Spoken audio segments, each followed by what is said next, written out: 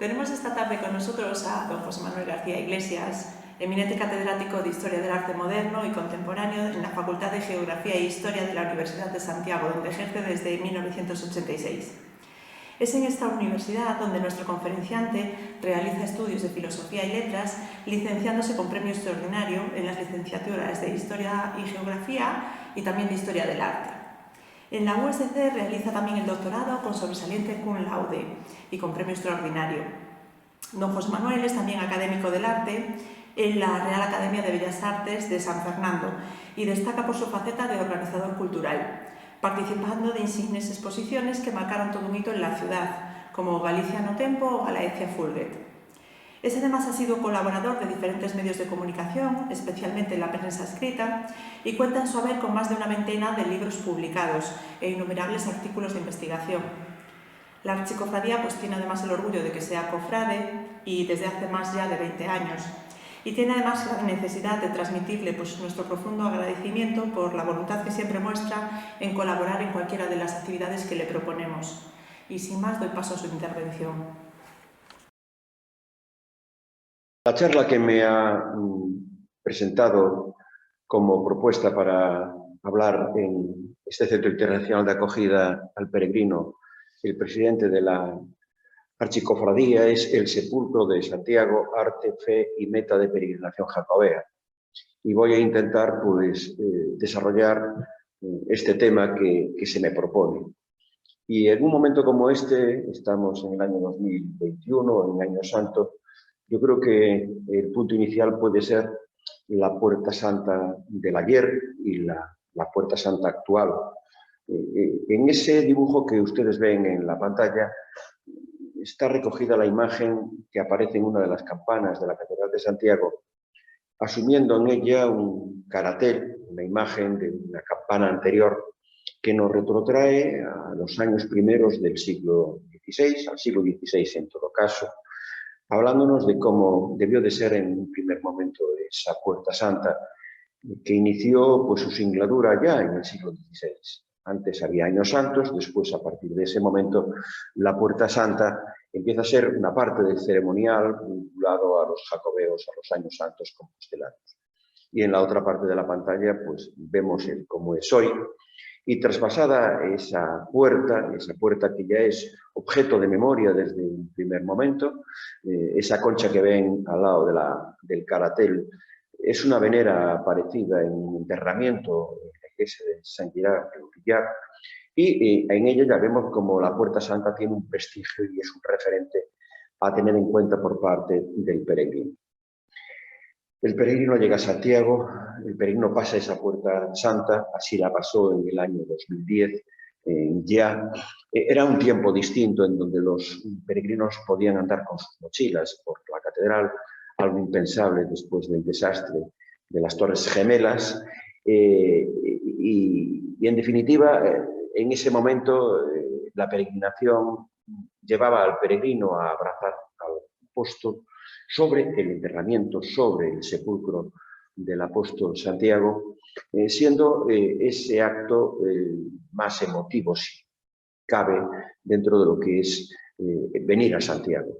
En definitiva, hay dos momentos con respecto al sepulcro. Es estar sobre el sepulcro, abrazando al apóstol, esa posibilidad que nace con el siglo XIX de bajar a la tumba del apóstol, a la cripta, en donde nos encontramos con los mismos cimientos de ese enterramiento relacionado con el apóstol Santiago.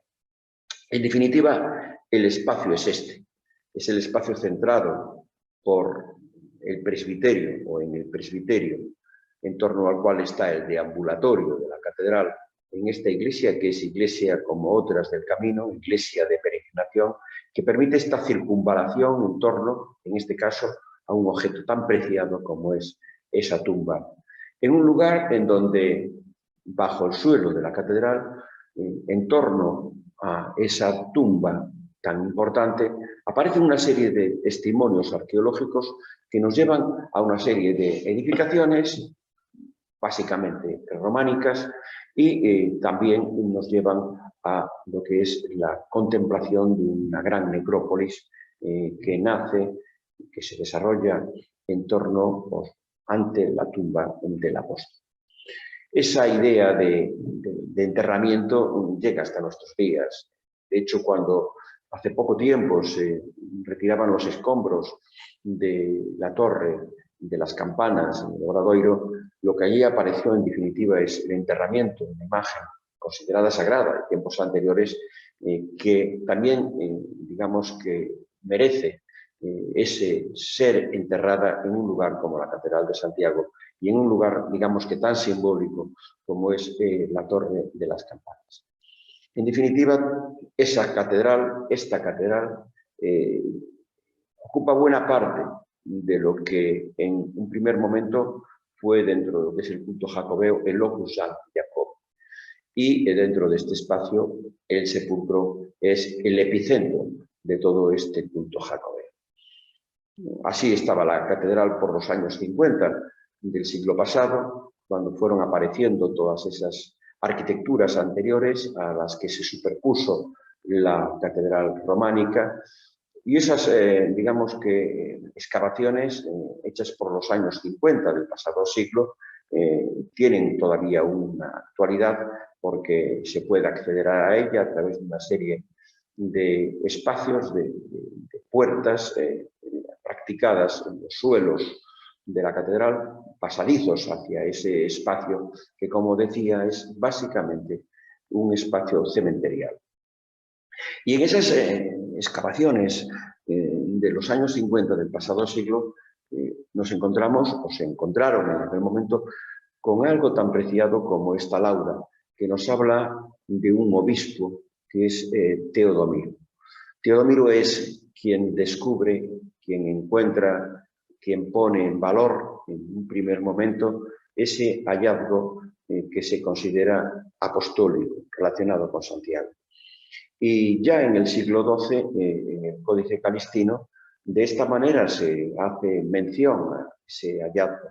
En este tumbo de la Catedral de Santiago, en el tumbo A, una de sus miniaturas nos presenta precisamente al obispo, reconociendo esas tres tumbas, la principal, la de Santiago, a los lados otras que se representan en un tamaño menor, vinculadas a sus discípulos Teodoro y Atanasio.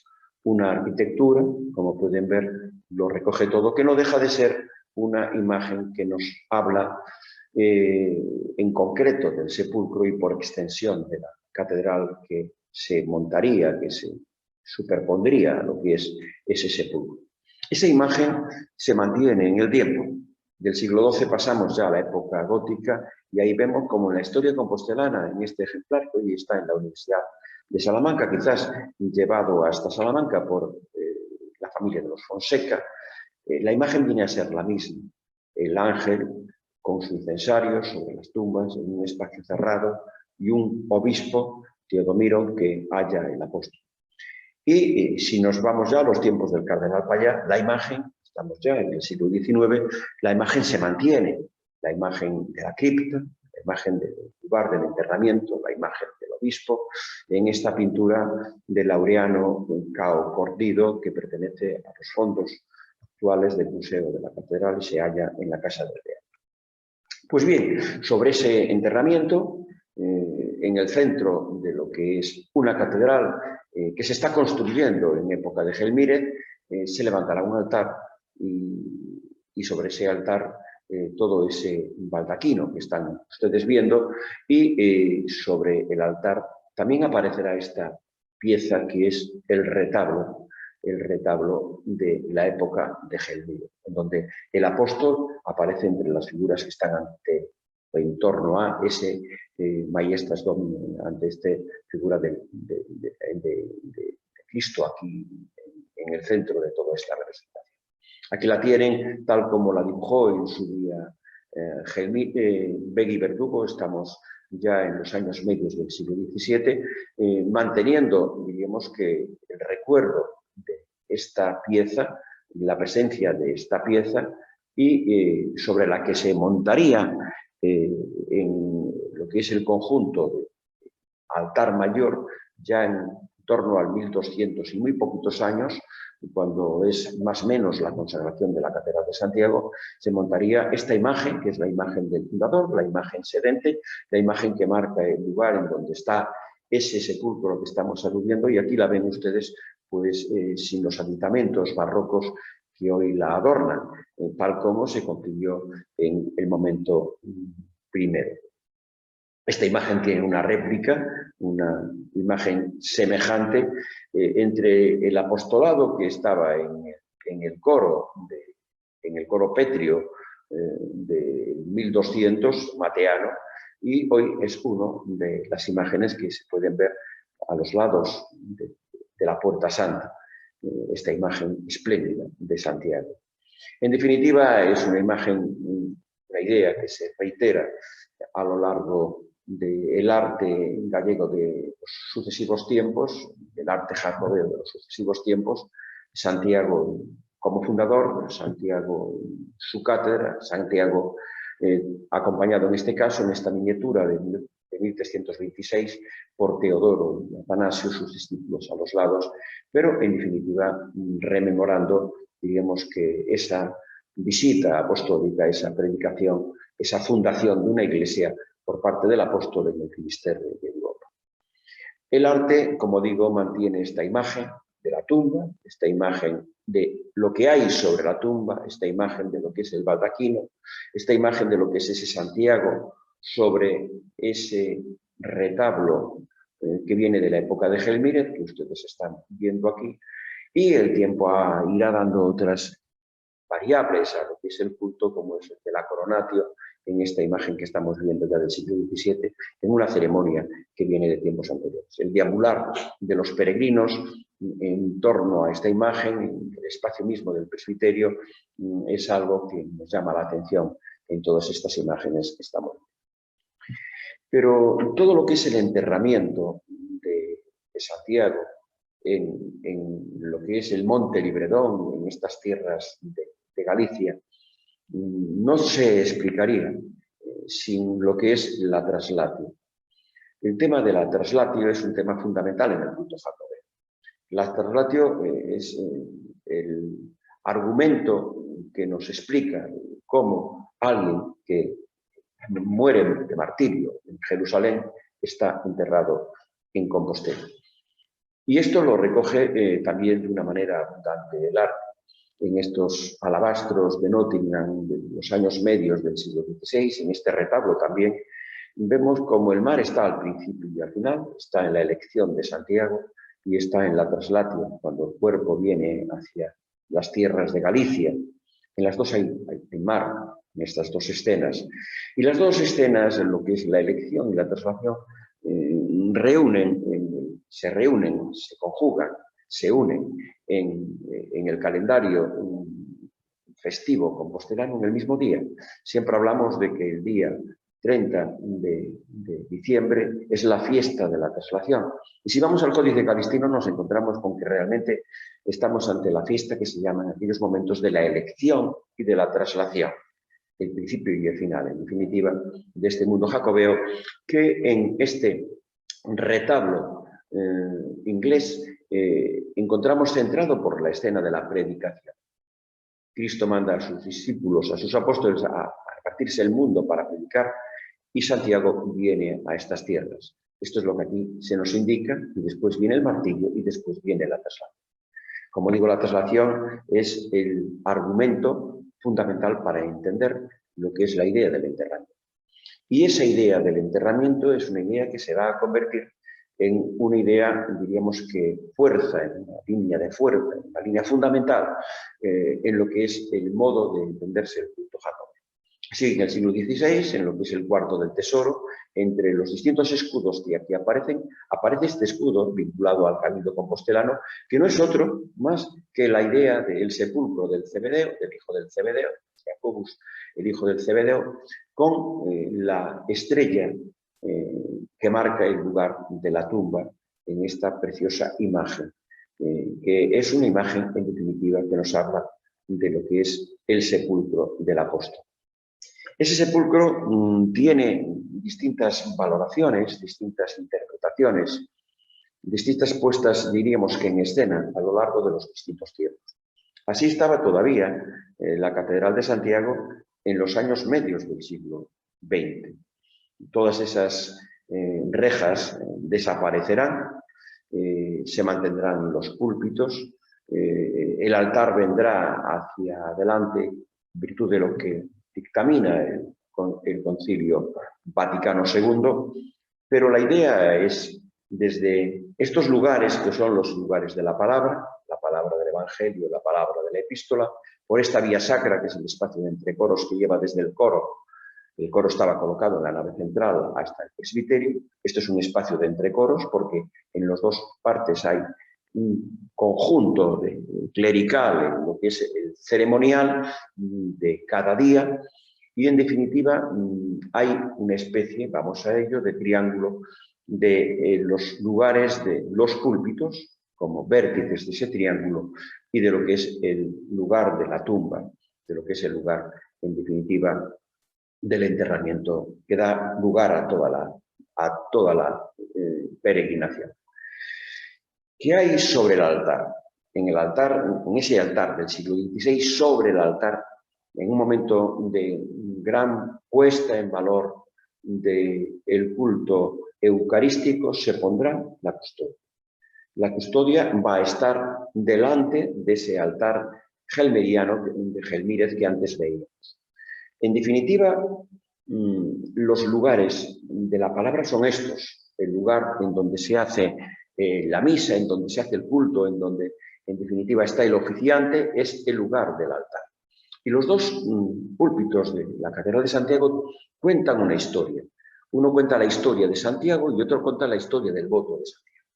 El del Evangelio es el que cuenta la historia de Santiago y en el de la epístola se cuenta la historia del voto de Santiago. Pues bien, en este púlpito del Evangelio se da una circunstancia muy llamativa y muy aleccionadora. De estos relieves que se ven en la parte de la base, hay dos que son prácticamente iguales. Son estos dos que están aquí viendo. Pero hay una diferencia entre ambos, y es esta arquitectura que se ve en el de la parte inferior. ¿Qué quiere decir esto? Que se marca el punto de partida en las tierras de Jaffa, allá en la Tierra Santa, y el punto de llegada aquí, en las tierras de Iria. Y hay una imagen también que llama la atención en este venir del barco hacia las tierras de Galicia, y es cómo hay un ángel que lleva en sus manos la cabeza de Santiago. La idea de que todo el cuerpo está en el sepulcro de Santiago, de que es un enterramiento de todo lo que es el cuerpo de Santiago. Por la importancia que tiene la cabeza dentro del cuerpo, en todo momento se intenta poner en valor esa idea de cuerpo entero y también la cabeza, porque como todos ustedes saben, Santiago murió decapitado y hay toda una tradición también de que la cabeza se conservó en Jerusalén. Esta es la idea a la que les hacía mención. Los dos púlpitos como lugares de la palabra, mirando, convergiendo en lo que es el lugar de la custodia y en el lugar de la tumba. Y entre los relieves que hay en la epístola, hay este que es sumamente curioso, que es el que está al lado de la imagen de Salomé, en donde en el fondo vemos una ciudad. Este relieve se ha relacionado siempre con la idea de una batalla sucedida en las tierras de Galicia, en la zona de La Coruña, contra los normandos, en donde hay una aparición del apóstol, y realmente en esos años de la segunda mitad del último tercio del siglo XVI, en donde las costas gallegas son reiteradamente atacadas, esa idea de la defensa de Santiago, del apóstol Santiago, se lleva incluso a la idea de defender a la propia ciudad de Santiago. Una idea que es sumamente importante. Curiosamente, esta imagen, después prácticamente de una forma semejante, la vamos a encontrar en una de las campanas de la Catedral de Santiago. Se utiliza la misma imagen, pero fíjense cómo hay una diferencia. Aquí ya no está defendiendo a Santiago. Es una defensa, diríamos, que más genérica, la que se plantea, una defensa de Galicia, una defensa general, diríamos, en esta imagen también diríamos que protectora del apóstol santo. Aquí tienen estas imágenes en donde los caracteres nos marcan distintas enseñas. La que les acabo de enseñar es esta, pero hay otras que nos hablan de la tumba, que nos hablan de la peregrinación, en lo que es ese adorno protector, vamos a decir así, de la campana de la berenjena. Pues bien, en esos años en donde se hacen los púlpitos, en donde se pone la custodia sobre el altar, también Begui Verdugo plantea un cambio de lo que es aquel frontal. Y fíjense cómo el frontal, lo que era aquel retablo, mejor dicho, como aquel retablo se convierte en un sepulcro. Realmente se crea una imagen de sepulcro tras la custodia y bajo la imagen del Santiago, que es el Santiago de los abrazos, en definitiva, el que está encima. Pero fíjense cómo ya el retablo se convierte en esos momentos en lo que es la remodelación que plantea Begui Verdugo para lo que es esta pieza que está detrás de lo que es la custodia sobre el altar. Y la idea, estamos ya a finales del siglo XVI, la idea de la traslatio sigue siendo una idea fuerza, una idea fundamental. Y fíjense cómo en esta tabla que pertenecía a lo que fue un arreglo del coro medieval a finales del siglo XVI, como en la traslatio a Santiago se insiste mucho en la idea de la cabeza de Santiago como parte del cuerpo que es acarreado hasta Compostela para ser aquí definitivamente enterrado. Y esa imagen de la tumba con la estrella se repetirá 1000 veces dentro de lo que es la catedral. La tienen aquí, por ejemplo, en el Panteón Real, que es la capilla de las reliquias. Aquí están compartiendo espacio las reliquias y los reyes. Y entre las imágenes que se presentan de forma heráldica en la parte superior de estas arcadas, en la fundamental, en la que está frente al altar y sobre la puerta, lo que se nos presenta como imagen del cabildo no es otra que la imagen del enterramiento. La imagen del sepulcro como objeto de fe, como objeto de culto y también, como no, como objeto de arte. Y vamos a algo que es sumamente interesante. Pasamos a la Puerta Santa. Esa Puerta Santa, todo lo que hay en la girola va a ser remodelado en el siglo XVII, a partir del siglo XVII, ya en clave barroca. Hay que decir que en el siglo XVI, esto que ven abierto en el barroco, con estos intercolumnios y estas rejas, estaba cerrado. Estaba cerrado con tablas pintadas y dejando detrás del altar una sacristía. Detrás del altar lo que había realmente era lo que se llamaba la sacristía de arriba. Aquí había unas tablas pintadas. Y en ese lugar, diríamos que recoleto, que es esa sacristía de arriba, es donde en 1589 el arzobispo San Clemente, temeroso de los ataques de las incursiones piratas que había en las costas de Galicia, pensando que se podía profanar la tumba de Santiago, toma los restos y los esconde. Y los esconde en ese espacio, en ese subsuelo de esa sacristía que está detrás del altar mayor. Ahí se esconden. Y se esconden de una forma en secreto. Quizás es una cuestión a pensar en ella. Quizás ese secreto pueda ser más o menos compartido, no lo sabemos muy bien, por algunos miembros del cabildo. Muy difícil hacer algo de esto sin que por lo menos una parte del cabildo, por lo menos en un primer momento, no estuviese, digamos que sabedor de esa cuestión. ¿Por qué lo digo? Porque a partir de ese momento hay culto en esa sacristía de una manera reiterada e importante.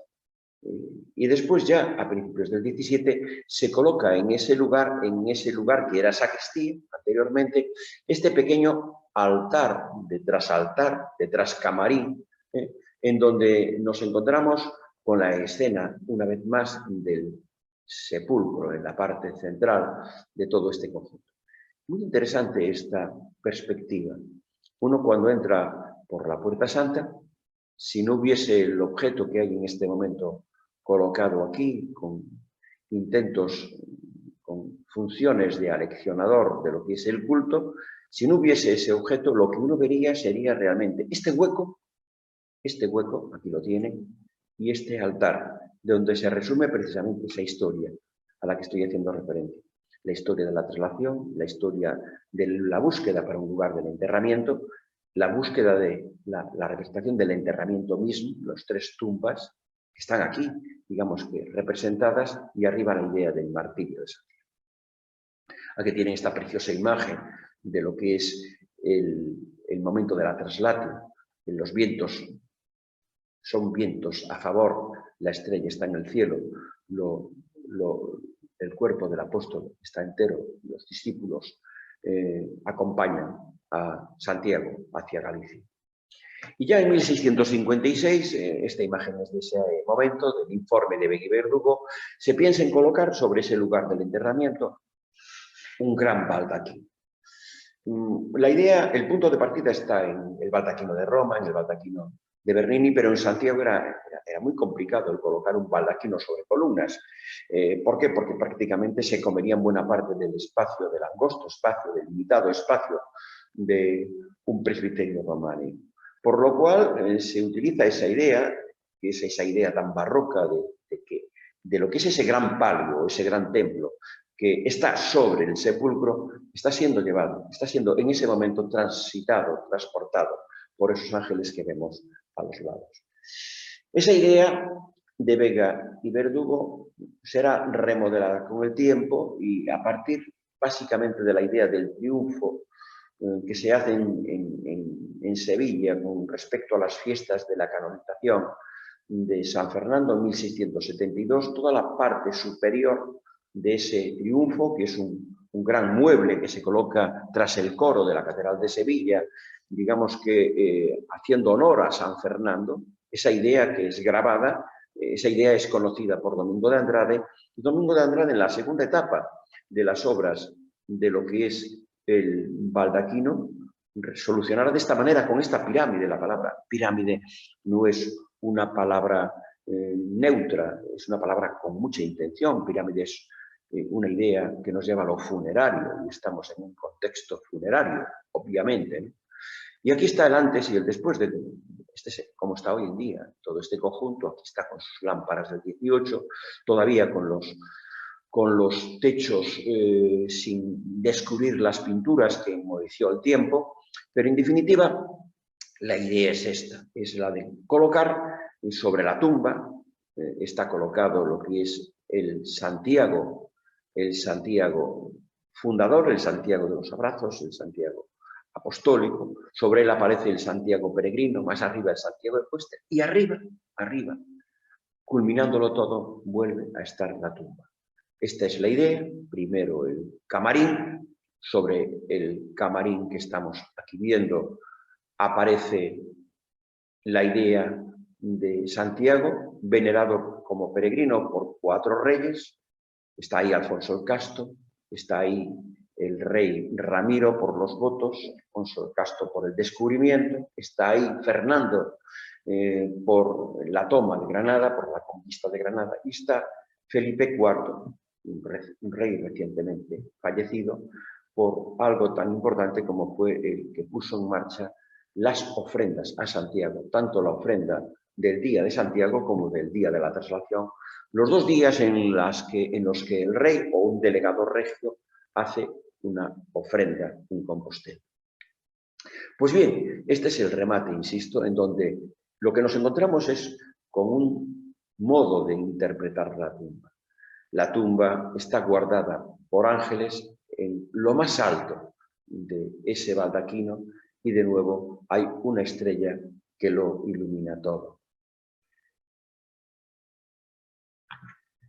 Si vamos ya a un momento ligeramente posterior a lo que es la fachada de la parte en donde está todo lo que es la puerta procesional de Santiago, la puerta de las procesiones, la puerta que permite el pórtico real, que permite la entrada y salida de las procesiones de una manera importante en la Catedral de Santiago. La Catedral de Santiago tiene la problemática de ser una catedral ubicada en un espacio inclinado y esta es la única puerta, diríamos que fácil a la hora de hacer accesos de carácter procesional. Pues bien, en la parte más próxima de toda esta heráldica que aquí vemos de nuevo, en la parte más próxima a la tumba aparece de nuevo esta imagen que nos habla del sepulcro. el sepulcro del apóstol timbrado por una estrella, por una venera, quiero decir en este caso, en lo alto, ahí con estas cabecillas de angelillos soportándolo en los cielos y una estrella de nuevo coronándolo. Así se ve, se imagina el cabildo, interpreta el cabildo en esos años del 1700 ya todo lo que es esta idea. Y esa idea, como digo, es una idea reiterada, la idea del sepulcro como centro de lo que es todo un culto. Y si vamos ya a la fachada del Obradoiro, la estamos viendo a través de dos fotos antiguas, una muy antigua, tan antigua que vemos como se entendían originariamente todas estas imágenes. Las imágenes no tenían el color de la piedra, las imágenes tenían el color blanco del albayalde, con lo cual no disimulaba el color de la piedra todo lo que es el conjunto, no igualaba todo el conjunto, sino que destacaba una serie de figuras que ahí aparecen. Y las que tienen una fundamental importancia son precisamente la idea del sepulcro, una vez más. El sepulcro con la estrella, con los ángeles en los cielos, con la guardia de Teodoro y Atanasio, y arriba la imagen de Santiago venerado por los reyes, sumándose así diferentes modos de interpretar lo que es lo jacobeo. Esa idea de sumar la tumba a otros, digamos que episodios a vincular con el culto jacobeo, resulta muy reiterado por lo que es la imagen o las imágenes que nacen desde el Cabildo Compostelano. En el archivo de la Catedral de Santiago se guarda, por ejemplo, esta batalla en donde aparece Santiago defendiendo o al frente de las tropas cristianas, y si se fijan sobre esa idea de lo que es la batalla, lo que nos encontramos de nuevo es esta idea de lo que es la tumba, y una vez más con la idea de presentarlo como peregrino y presentarlo con su cabeza en el interior de esa tumba. A lo largo del tiempo, estamos ya en la segunda mitad del siglo XVIII, se propondrán planes para cambiar lo que es la puesta en valor de lo que es la tumba. Estos planes de arquitectos que no llegaron, gracias a Dios, a realizarse, dejaban que la Catedral de Santiago perdiese su cabecera originaria, románica, para convertirla en una cabecera neoclásica, en donde se magnificaría de esta manera, alargando el templo hacia la Quintana, con una puerta santa diferente. Como digo muchas veces, lo mejor que puede suceder es que no se hagan determinadas obras porque hubiera sido un desastre en lo que es la conservación de una catedral románica del prestigio de la de Compostela. Ya en esos años finales del XVIII, lo que sí se va a hacer es en la parte de la sala capitular y la antesala capitular, que también es biblioteca, pues un conjunto de pinturas hermosísimo en donde de nuevo se nos cuenta la historia de Santiago. Se nos cuenta en el techo, se nos cuenta en una serie de pinturas que aparecen en torno a esas tres principales que centran todo lo que es este abovedamiento de este conjunto, dando un resultado espléndido y en donde dentro de esas pinturas que vemos en estas escenas tan estrechas, tres de ellas nos presentan precisamente esto: la traslación, el enterramiento y la tumba. La tumba, una vez más, el sepulcro, una vez más ahí en el monte Libredón y oteado en la lejanía por ese ermitaño payo que aparece en este lado de este conjunto. Llegamos ya al año 1879 y es cuando detrás del altar mayor se hacen propiciadas por el cardenal Payá y con, diríamos que la inteligencia de canónigos tan importantes como fueron Lavín y sobre todo López Ferreiro, se hacen estas excavaciones que dan como resultado el hallazgo, aquí en esta parte que están viendo, hoy en día rodeadas por esta reja baja de lo que era el lugar en donde se encontraban escondidos los restos del apóstol. Lo que hizo, en definitiva, quien ayudó a San Clemente en esta empresa, fue retirarlos del sepulcro y ponerlos cerquita del sepulcro en un lugar tan escondido como era en aquel momento una sacristía, la sacristía de arriba, y en definitiva convirtiendo aquel lugar en un lugar, digamos que de culto más íntimo, que siguió siendo culto al apóstol. La autentificación de aquel hallazgo la hace León XIII por medio de la bula Deus Omnipotens en el año 1884. Y todo este conjunto que estamos viendo, con estos enlosados, con estos pasadizos que rodean a lo que es el sepulcro hasta la cripta, hay toda una circunvalación posible en torno a la cripta, que tiene como objeto el que uno pueda llegar a este lugar del hallazgo, del redescubrimiento. Todo esto es obra realizada ya en tiempos de Martín de Herrera, del cardenal Martín de Herrera, y es quien consagra estas obras en 1891, precisamente dándole valor a lo que por estos momentos se está haciendo. Se ha vuelto a descubrir el apóstol Santiago, los cuerpos del apóstol Santiago, y empezamos, diríamos que una nueva etapa en la que estamos, en definitiva, en lo que es la puesta en valor de lo que es el mundo de la peregrinación.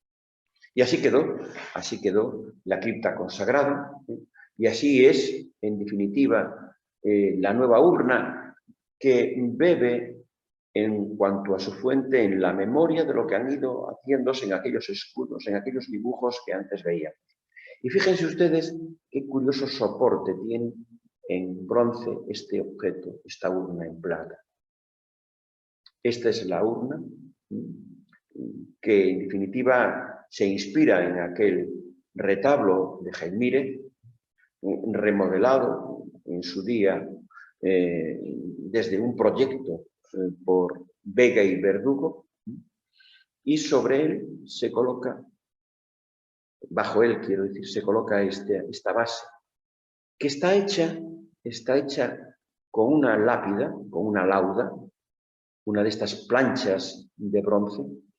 Estas están en el claustro de la Catedral de Santiago, responden a arzobispos compostelanos. Los arzobispos compostelanos tenían su lugar de enterramiento en el espacio de entrecoros, es decir, entre el coro y el presbiterio, y uno de ellos, uno de los que aquí estaban, diríamos que enterrados con su plancha de bronce, era San Clemente. San Clemente, el arzobispo que había trasladado al apóstol a otro lugar de la catedral. Pues bien, lo que hace López Ferreiro es utilizar el bronce de la plancha de la tumba de San Clemente para hacer esta base. Es curioso el cómo ha ido utilizándose esta plancha. Cuando se descubre el cuerpo del apóstol detrás de la sacristía, lo que se manda en aquel momento, seguramente inspirado por López Ferreiro, es que sobre el agujero que se practica en el suelo se cubra con la lápida de San Clemente. De tal manera que mientras que está aquel agujero abierto, aquel arzobispo que en definitiva había ocultado el cuerpo del apóstol sigue valiendo como, en definitiva, como guardián de aquel espacio abierto por él. Y después, cuando se pone en valor a través de esta urna, es el mismo arzobispo, en definitiva, con su lápida, con el material de su lápida, de esa plancha de bronce, el que pone en valor, el que pone en relieve, el que sustenta, en definitiva, la imagen, la forma de esa urna, que también siguiendo lo que es la idea del escudo del cabildo, mantiene la idea de la estrella encima.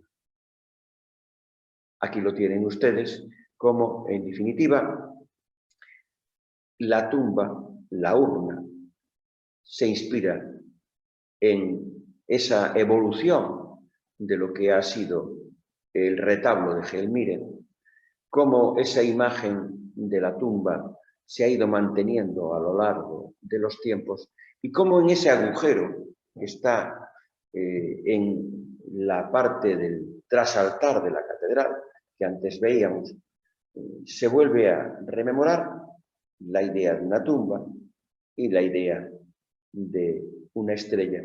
Todo ello, diríamos que teñido de peregrinación por la presencia de esas veneras, de esos bordones y de esas estrellas. Esa idea de la tumba se mantendrá en distintos momentos posteriores, como en esta pintura que está en la sacristía de Modesto Brocos, que se hace en 1890, en donde se habla de la predicación, se habla, como digo, de la traslación, pero también se habla de la tumba, del sepulcro, que se presenta con criterios, diríamos que paleocristianos, desde una visión historicista y con esta idea de lo que es un monte. Seguramente que la inspiración de López Ferreiro está muy cerca de lo que Modesto Brocos realiza en esta pintura. Y llegamos ya a los años 20 del siglo XX. Ardió previamente el retablo de las reliquias. Hay que hacer un nuevo retablo de las reliquias. Es este que están aquí viendo. Y hay dos piezas que nos hablan de sepulcro. Por eso se las traigo a esta charla. Que están precisamente en las dos puertas desde las que se accede por unas escalerillas a distintos niveles de este retablo para poder cambiar, usar para determinadas ceremonias, y si así se requiere, pues las reliquias que aquí se mueven. Pues bien, vayamos a esas dos puertas. ¿De qué nos hablan esas puertas? Una nos habla del descubrimiento y la otra nos habla del redescubrimiento. Una está protagonizada por Teodomiro y la otra está protagonizada por el cardenal Payá. Y las dos tienen, si se fijan, encuadres muy similares, dignos de ser tenidos en cuenta. Si vamos a las partes centrales, en una nos encontramos a lo que es el obispo rodeado de su cabildo. Y fíjense ustedes, aquí están personajes que nos hablan de la historia, la alusión a la historia, los operarios que están, en definitiva, ahí practicando el desenterramiento. Y fíjense cómo se plantea la idea de la urna. ¿Qué es lo que se presenta en el frente a modo de lo que es un sarcófago romano? Pues se nos presenta la idea de la traslación. La idea de la traslación, fundamental para entender el culto jacobeo. Aquí aparece representada. ¿Y qué se nos presenta en la otra parte? Se presenta al cardenal Payá, rodeado de una serie de personajes, entre los que ha de estar López Ferreiro, obviamente, y enfrente a un rey, Alfonso XII, con dos infantas, María de las Mercedes y María Teresa, con un personaje muy querido en Santiago, que es este personaje de Fernando de Baviera, un infante que viene dos veces a hacer la ofrenda en nombre del rey, y curiosamente aparece una especie de ángel que presenta en los cielos, hacia lo alto, a este niño. Ese niño todavía no nacido, que es Alfonso XIII, ahí representado. Curiosísima imagen la que estamos aquí viendo. Y como decía, en todo el entorno de estas imágenes que nos retrotraen a la idea del sepulcro, aparecen otras imágenes. En la parte alta de la alusiva al descubrimiento aparece la cabeza de un papa, que ha de ser Calixto II, y aparece en el lateral, entre otros, el ermitaño Payo y el rey Casto, ahí todo ese conjunto, hablándonos desde ese contexto de lo que ha sucedido en ese momento a través de la escena o a partir de la escena principal. Y en la otra puerta, en la parte alta, quien aparece es León XIII, quien hace la bula que antes decía, marcando la autentificación de lo que es las reliquias apostólicas.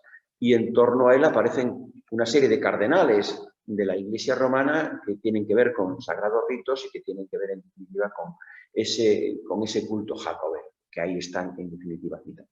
La Valetta, Del Boschi, Parocchi y Cicrana. Y en lo que es el lateral, nos encontramos con una serie de personajes también reconocibles, como son esos tres catedráticos compostelanos que son los que en definitiva dictaminan que aquellos restos son los apostólicos, Casares, Sánchez Freire y Barreiro, aquí aparecen los tres, pero también historiadores del momento que fortalecen desde sus estudios la idea de que aquí está Santiago Apóstol, como es el caso de Fidel Fita y de Aureliano Fernández Guerra, aquí representados. Como pueden ver, son unas imágenes, estas de los años 20, que son muy aleccionadoras de cómo se ve el culto jacobeo en aquellos momentos.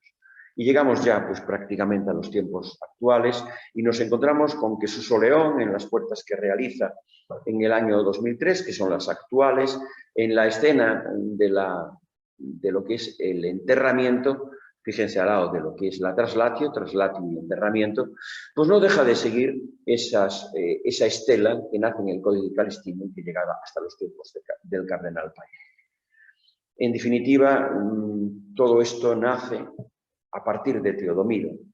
Teodomiro es quien descubre el sepulcro.